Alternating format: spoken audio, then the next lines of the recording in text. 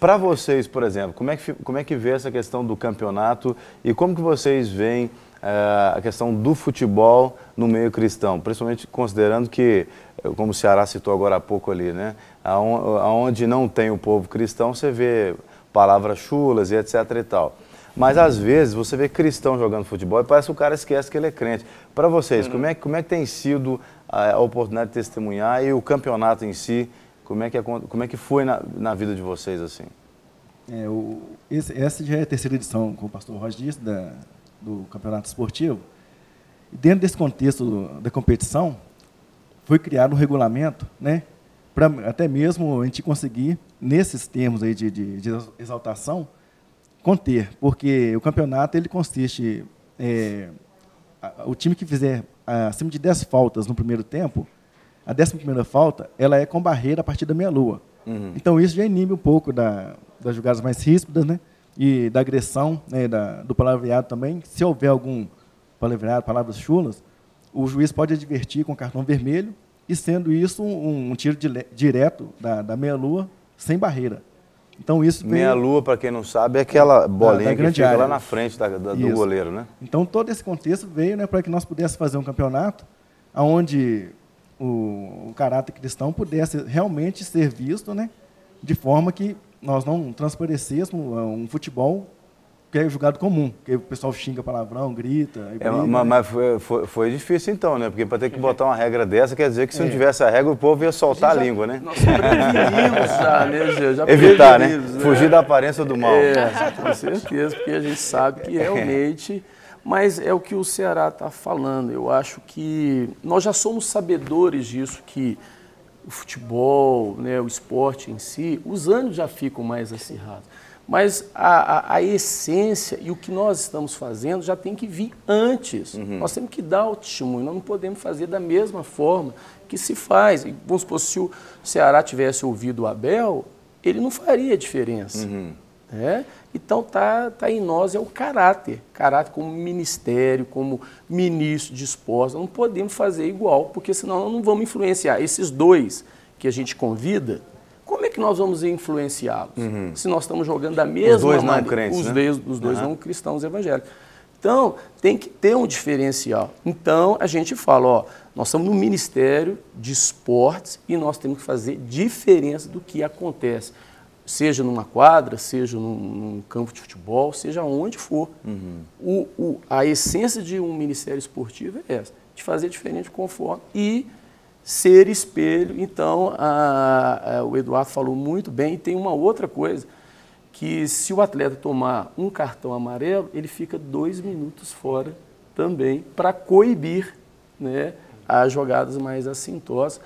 Mas estamos aí, terceiro ano, acontece, né? Eles são testemunha, acontece, mas vai trabalhando, vai lapidando e a gente está conseguindo com êxito aí a essência do campeonato. Muito bom. Eu queria perguntar para o Everton também. Você tem quantos anos? 20. Então você joga bola desde mais novo, certamente. Desde 10 anos de idade. Desde 10 anos de idade. Por sinal, joga muito bem. Joga bem, né? Ambos. Como é que é para você, por exemplo, tá sentado ouvindo um atleta que certamente é um exemplo, né? E principalmente não só porque está jogando no time que você torce para ele, mas também por ser alguém de carreira internacional e de repente você é crente há muito tempo já? Tem 8 anos. 8 anos, quer dizer, então você cresceu também praticamente sua adolescência toda dentro da igreja. E você ouvindo um atleta cristão dando o testemunho dele, dizendo as coisas que ele deixou de fazer, aquilo que ele perdeu por causa de Jesus. Como é que isso chega no seu coração? Olha, isso é uma situação que eu levo da seguinte base, isso é de Deus. Porque é uma situação que eu sempre quis viver na minha vida. Entendeu? Principalmente quando eu comecei o meu futebol, quando eu comecei a trazer o futebol para dentro da igreja, eu sempre fui meio que nervoso, porque eu não tinha uma base e tal, entendeu? Aí eu sempre busquei, pedindo a Deus, Deus, me dá a palavra, me dá sabedoria para mim conseguir conciliar a comunhão de Deus com o futebol. Igual o pastor Rocha estava falando, esse campeonato foi sabe, a gente glorifica a Deus a cada minuto por esse futebol, por esse ministério que foi criado. Porque a gente tem 2 pessoas no nosso time que também não são crentes. E eles, sabe, com o nosso testemunho ali dentro de campo, com a base que Deus tem nos dado, a gente está conseguindo trazê-los, eles estão indo com a família na igreja, entendeu? Eles estão participando do corpo de Cristo. Amém. E assim, eu tenho certeza que eles estão nos assistindo e é o que eu falo para eles, futebol é Deus, futebol foi Deus que criou, tá aqui a prova disso, o Ceará está aí um profissional exemplar, né? Não só aqui em Belo Horizonte, mas para todo mundo, para todo o Brasil. E a gente tenta trazer as palavras dele como base para a nossa vida, entendeu? É todo momento, dentro de campo, é no lance, é numa jogada, é Deus. Você colocar na sua cabeça que você é diferente, que você está ali para dar um testemunho de vida antes do nosso futebol. E você falou do Enchendo a Bola, nós vamos ter uma grande novidade. Tivemos a direção, compartilhei com o Ceará e nós estamos aí, né, Ceará? O Ceará trouxe a camisa. Nós vamos ter, a pessoa vai ter que conquistar essa camisa. Não é só, né, ganhá-la facilmente. Então, a pessoa vai ter que levar o maior número de convidados. Que legal. E essas pessoas que levaram o maior número de convidados, elas já são candidatas a serem escolhidas para... Aí o quadro chama-se Enchendo-se da Palavra, porque o Enchendo a Bola é isso. Nós nos enchermos do Espírito Santo para que em 2014, 2016, que eu só entendo assim, nós faremos a diferença, porque o mundo vai estar aqui no Brasil. E a pessoa vai ter que recitar 3 versículos de cor da palavra de Deus. Dentre aqueles que levarem o maior número de pessoas, isso. Vocês separarão então esses competidores que vão ter que recitar a palavra. Recitar 3 versículos. O culto Enchendo a Bola é segunda, 7 da noite. Segunda, 7 da noite. Então é toda segunda, né, no Templo Central. E vai estar conosco o pastor Marcos Grava. Eu gosto até de falar, o Grava ele é vice-presidente de Atletas de Cristo e ele é missionário da Junta de Missões Mundiais e ele tem uma vasta experiência em grandes eventos esportivos. Então ele já participou de Olimpíadas, de Copa do Mundo. Então ele sabe o que dá certo em relação à evangelização nesses grandes eventos. E ele vai compartilhar conosco dessa experiência. E assim, para quem nós que estamos nos preparando como Copa das Confederações, Belo Horizonte é uma cidade sede, nós não podemos perder uma palavra de uma pessoa-chave nesse processo. Eu queria perguntar para o Ceará uma coisa. Como é que você vê, por exemplo, essa orientação da FIFA de querer, por exemplo, proibir manifestação religiosa dos jogadores, porque começaram a ver que muitos jogadores estavam mostrando camisa e tal.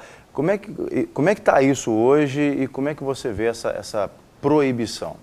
Na verdade, a gente sempre vê pelo lado espiritual, né? Que a proibição, quando chega a uma entidade como a FIFA, que tem o poder, né, de determinar as regras, a gente vê que por trás disso tem um lado espiritual que o inimigo está tentando agir, proibir, né, a propagação da palavra de Deus. Então era um meio que os atletas utilizavam para poder, né, trazer a mensagem ao público, né, de Jesus, 100% Jesus, Jesus te ama, enfim, várias mensagens que os atletas tentavam mostrar, né? Então eu não acho bacana, porque nós que queremos propagar a palavra de Deus, a gente gostaria desse espaço, porque as câmeras estão voltadas para o jogo, e uma vez que você mostra uma mensagem, todo mundo está vendo, aqueles que estão assistindo o jogo, até mesmo o pessoal que está no estádio, e isso leva uma mensagem, né, de edificação para as pessoas que estão ali assistindo. Então sai um pouco do âmbito esportivo e leva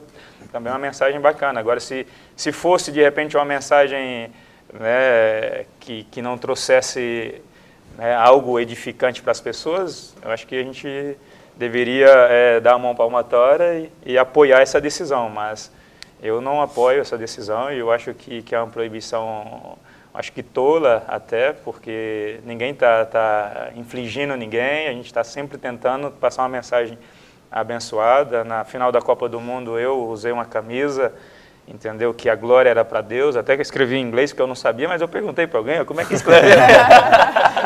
A glória é para Deus em inglês, né? Então me escreveram na camisa lá por baixo e eu fiquei então com essa camisa tentando glorificar o Senhor. E então a gente tenta, né, transmitir essa mensagem. Na final da Libertadores o Tinga foi expulso por causa disso. Sério? Porque ele levantou a camisa na hora que fez o gol da final, então ele foi expulso porque tentou mostrar uma mensagem de Deus. Então, eu acho que não é uma boa decisão. E, né, por exemplo, o jogador FIFA. ele é punido pelo clube se ele é expulso nessa circunstância, por exemplo, não? Até o momento, não houve nenhuma decisão do clube. O que acontece, assim, é que os patrocinadores, eles acabam pressionando o clube, porque uma vez que você tira a camisa, você deixa de mostrar o patrocínio, né, aquele que está bancando o clube e que está investindo no clube. Então, inclusive a FIFA até alega isso. Até ela alega deixou isso. de realmente permitir, porque os patrocinadores, está no final da Copa do Mundo, é onde o patrocinador mais quer aparecer, o rapaz vai lá, levanta a camisa. Que então, é o maior patrocinador, Jesus, né? Se o atleta quiser, por exemplo, escrever na testa Jesus, alguma coisa aí, eles vão impedi-lo. Não, aí uma você... faixa, né? Tem alguns que já fizeram em caneleiras, né? Que escreve na caneleira e na hora que faz o gol mostra a caneleira para a televisão, para a câmera, né, para poder passar aquela mensagem. Outros escrevem algum... Esse cara é criativo.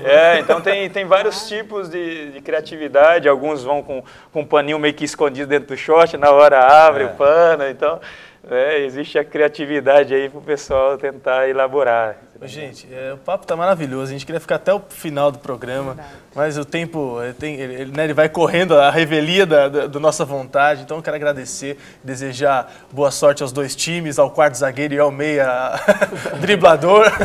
Tá na cara dele que é driblador, né? Tá na cara dele. Agradecer ao pastor. Pastor, é um prazer sempre ter o senhor aqui. O senhor quer deixar algumas considerações, os seus contatos, convidar mais ou menos, novamente as pessoas aí ao culto, aí ao evento?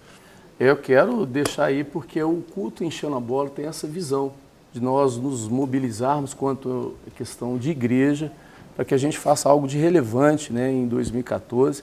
E entrar no site da Rede Esportes é www.rededesportes.com.br.